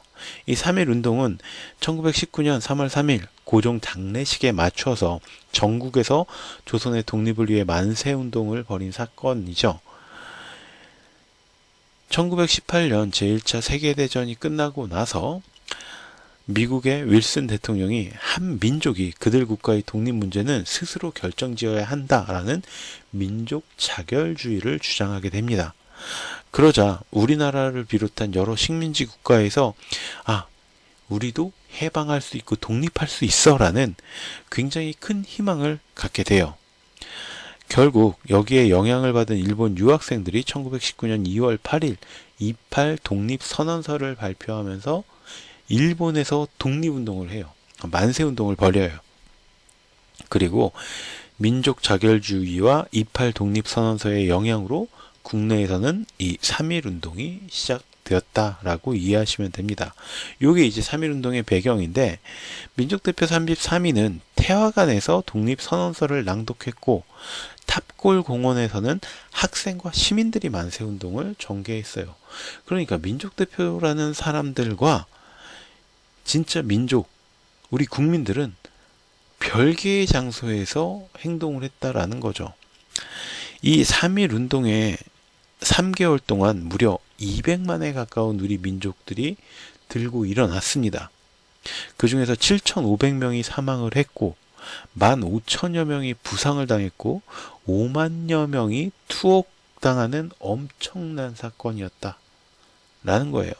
그런데 이처럼 엄청난 사건을 주도했던 민족대표 33명, 이 사람들은 그럼 어떤 결말을 맞이했을까요? 200만 명에 가까운 우리 민족이 들고 일어나서 500만 명이 감옥에 갔고 7,500명이 죽었고요.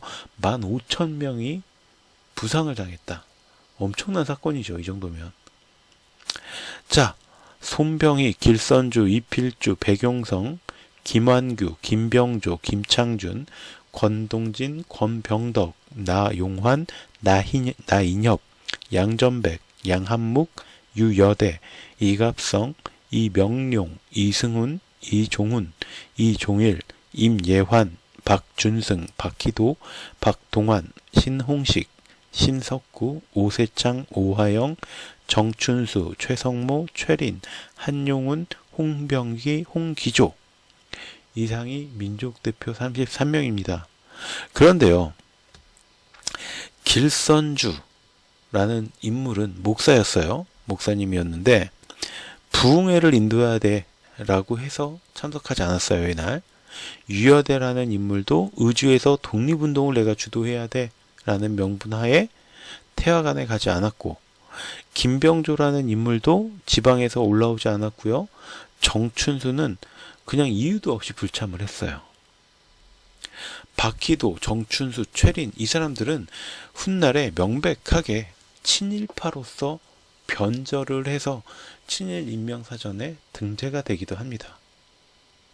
자, 이 사람들이 왜 애초에 모이기로 했던 탑골공원이 아니라 태화관에 모였는지, 이 태화관에 대한 논란도 굉장히 많죠. 뭐 이 요리집이다, 기생집이다, 뭐 말이 많은데, 뭐 저는 그건 중요한 게 아니라고 생각해요. 그러면 이 안 온 사람들, 또 일본에 아예 붙어먹은 사람들, 어쨌든 그런 사람들 뿐만 아니라 나머지 이 많은 33명의 인물들은 과연 어떤 벌을 받았을까요? 저는 그게 굉장히 궁금합니다. 아까 말씀드렸어요. 5만 명이 투옥됐고, 뭐 7천 명 이상이 죽었고, 10,000명 이상이 부상을 당했어요. 손병희, 권동진, 오세창, 한용운, 이종일, 최린, 이승훈, 징역 3년. 좋아요. 그 정도 받을 수 있겠어요. 이갑성, 오하영, 김창준, 징역 2년 6개월. 엄청난 사건의 주동자들인데 생각보다는 많지 않죠. 임예환, 나인엽, 홍기조, 박준승, 권병덕, 김완규, 나용환, 이종훈, 홍병기, 박희도, 최성모, 이필주, 신석구, 박동환, 신홍식, 양전백, 이명룡, 유여대, 징역 2년. 정춘수, 백용성 1년 6개월. 양한묵은 재판 중 사망. 길선주 무죄. 김병조 체포되지 않음. 7,500명이 죽었고 15,000명이 부상을 당했고 5만 명이 투옥당했던 이 어마어마한 사건의 주동자들이 무죄, 체포조차 되지 않음, 1년 6개월, 2년. 이게 뭔가요? 이게 가능할까요?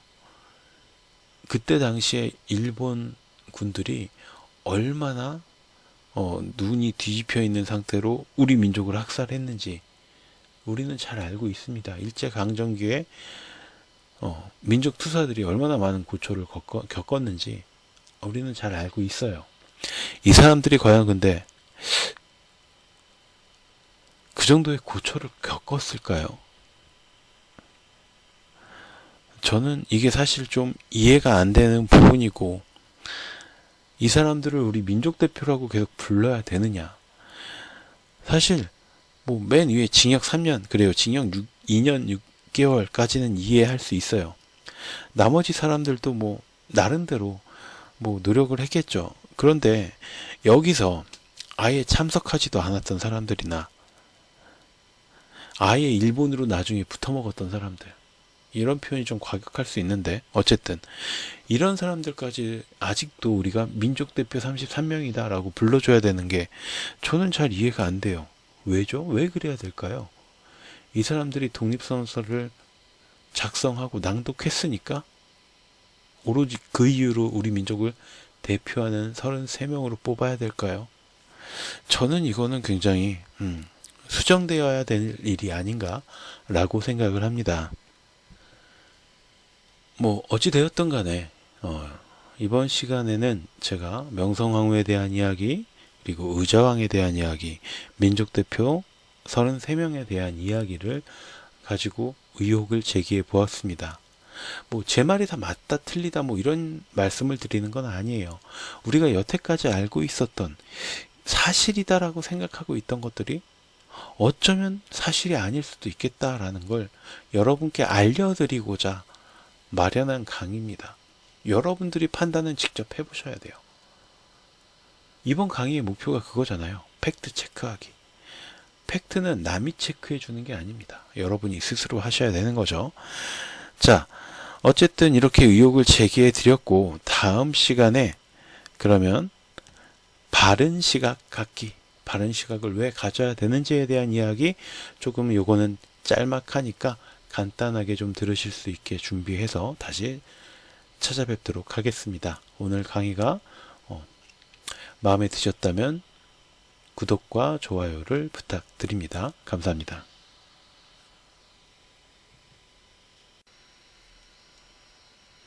안녕하십니까. 인문학 콘텐츠 연구소의 인연 인사드립니다.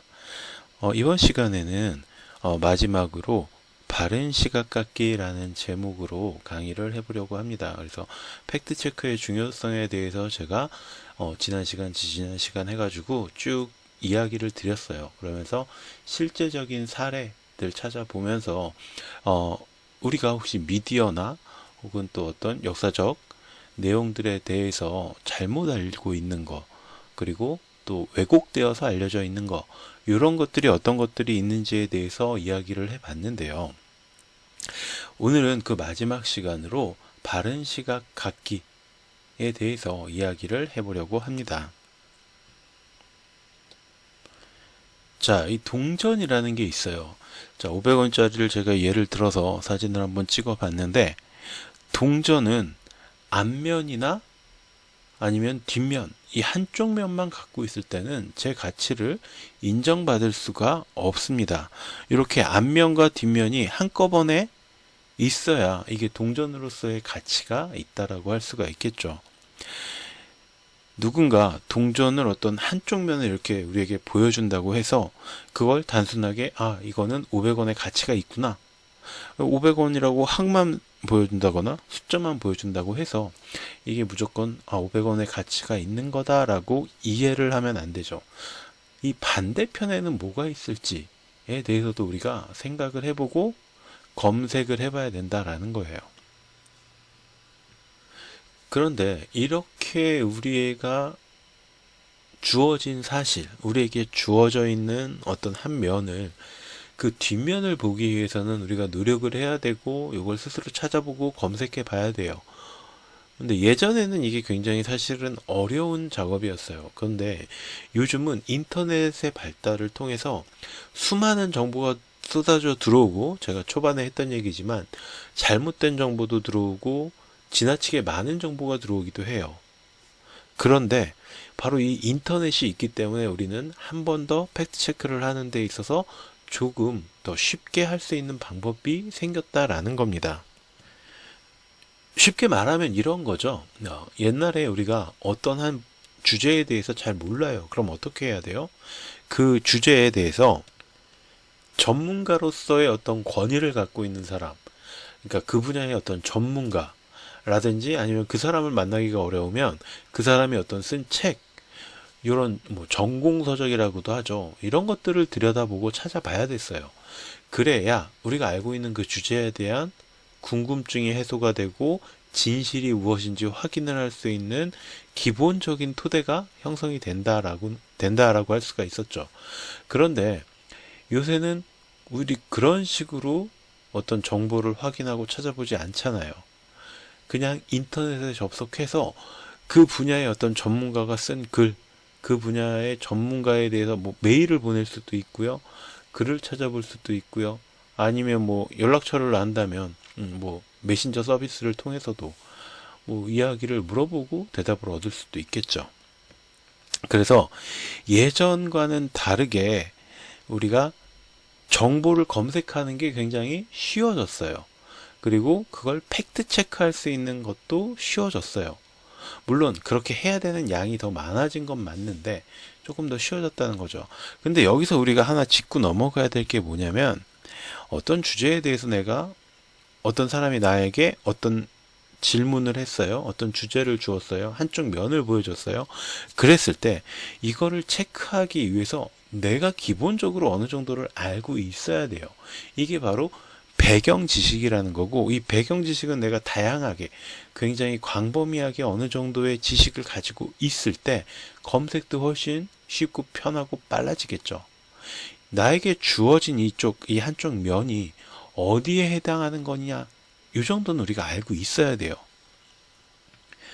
그런데 이 어디에 해당하는 분야인지 이것조차도 모른다고 하면 아무리 인터넷을 잘한다고 해도 정확한 정보를 검색해내기는 굉장히 어렵다라는 겁니다. 그리고 이런 다양한 배경 지식은 그래서 갖춰야 되는 것이고, 이런 다양한 배경 지식을 갖추기 위해서 가장 필요한 게 사실은 독서에 해당한다고 할 수가 있어요. 제가 인문학에 대한 이야기를 들려드리면서 4차 산업혁명에 대한 강의를 뭐 들으신 분도 계실 테고 안 들으신 분도 있을 테지만, 제가 그때 이야기했던 것 중에 하나가 다양한 배경 지식을 쌓는 게 굉장히 미래 사회에서 중요하다. 그리고 그런 다양한 배경 지식을 쌓기 위해서 필요한 게 독서의 어떤 영역이다 라고 말씀을 드렸어요. 우리가 직접 경험만으로는 다양한 배경 지식을 쌓기가 어려우니까 독서를 통해서 다른 사람의 경험을 들여다보고 그 사람이 했던 행동을 들여다보면서 배경 지식을 넓힐 수가 있다라고 말씀을 드렸습니다. 자, 그래서 숨겨진 어떤 한쪽 면을 확인하는 데 있어서 이 바로 다양한 배경 지식이라는 게 굉장히 중요한데, 자, 우리는 여러 가지 정보를 접하는데 이게 다 진실만은 아니기 때문에 필터링을 거쳐야 되죠. 이걸 우리가 팩트 체크라고 할 수가 있고요. 그래서 동전이 주어지면 그럼 이게 10원짜리인지 100원짜리인지 500원짜리인지를 알아야 돼요. 그게 바로 배경 지식이 된다는 거죠. 그래서 이 대상에 대해서 기초적인 지식이 없으면 아무리 인터넷이 주어진다고 해도 그 반대쪽에 있는 숫자가 어떤 게 옳은 것인지를 알 수가 없어요. 10원짜리 뭐 다보탑이 있어요. 그럼 이게 10원짜리구나라는 걸 알아야 뒷면에 10이라고 써져 있는 게 맞구나 라는 걸 체크할 수가 있겠죠. 아까 500원짜리 아까 제가 사진으로 제시했는데 학이 있어요. 물론 거기 뭐 한글로 써져 있죠. 뭐 500, 뭐 10원 뭐 이렇게 써 있기는 한데 그게 중요한 게 아니라 어쨌든 이 학이 있으면 뒷면에 500이라는 숫자가 써 있다라는 걸 우리가 기본적으로 알아야 돼요. 이게 얼마짜리 동전인지 알아야 확인이 가능한 거잖아요. 그런데 그걸 알 수 없는 사람들도 분명히 존재한다는 거예요. 왜? 이게 바로 배경 지식의 부재 때문에 일어나는 현상이라는 거죠. 그래서 배경 지식은 굉장히 필요한 요소고, 아까 이야기했던 독서를 통해서 혹은 뉴스를 자주 접하면서 혹은 각종 사전을 막 검색해 보면서 축적을 할 수가 있어요. 근데 물론 가장 좋은 거는 독서예요.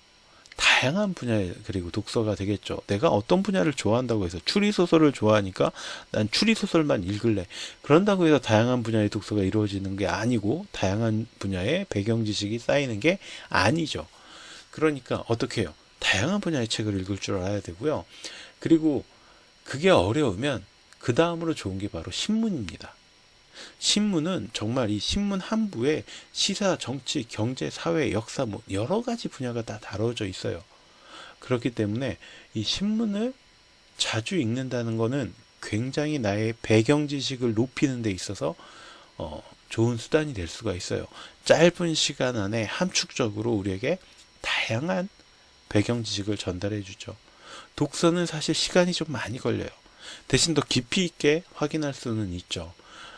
하지만 시간이 좀 부족하다면 이 신문을 통해서 다양하고 폭넓게 배경 지식을 쌓을 수는 있다라는 겁니다. 자, 우리가 엘리엇의 시를 한 편 들여다보도록 할게요. 말에 대한 지식은 주지만 침묵에 대한 지식은 주지 않으며 글에 대한 지식은 주어도 말씀에 대해서는 무지하게 만드네. 우리의 모든 지식은 우리를 더 무지하게 만들고 우리의 모든 무지는 우리를 죽음으로 이끌어가지만 죽음에 가까워진다고 해서 하나님께 더 가까워지는 것은 아니네. 자, 우리가 이 시를 제가 들려드린 이유는 점점 시대가 발전하면서 어떤 의사소통의 수단들이 점점 더 발전을 하면서 우리가 유튜브를 통해서 지금 이렇게 유튜브를 통해서 아니면 또 다른 개인 방송 플랫폼을 통해서 SNS를 통해서 뭐 카카오톡이나 라인 같은 메시지 서비스를 통해서 수많은 정보들을 접하게 됩니다. 그래서 지식이 많이 주어져요. 이 말을 통해서 지식이 많이 들어와요.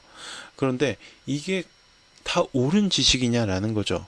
말과 글이 우리에게 많이 들어오는데 그와 반대로 우리가 더 지혜가 있어지는 건 아니라고 저는 생각을 합니다. 진짜 지혜는 침묵의 지혜. 내가 하고 싶은 말이 있어도 이게 참아 넘길 수 있는 지혜. 그리고 말을 할 때는 이 말이 말로서의 가치가 있는 말을 해야 돼요. 근데 요새는 그냥 아무 말이나 뭐 하는 경우들도 굉장히 많더라고요. 생각 없이 입에서 그냥 뇌를 거치지 않고 그냥 입에서 툭툭 튀어나오는 말들, 이런 걸 우리가 조심해야 된다는 거고요. 그리고 이런 모든 지식이 우리를 더 무지하게 만들기도 하고 이 모든 무지가 결국 우리를 정말 죽음이라고 표현했지만 안 좋은 상황으로 만들어갈 수도 있다는 거죠.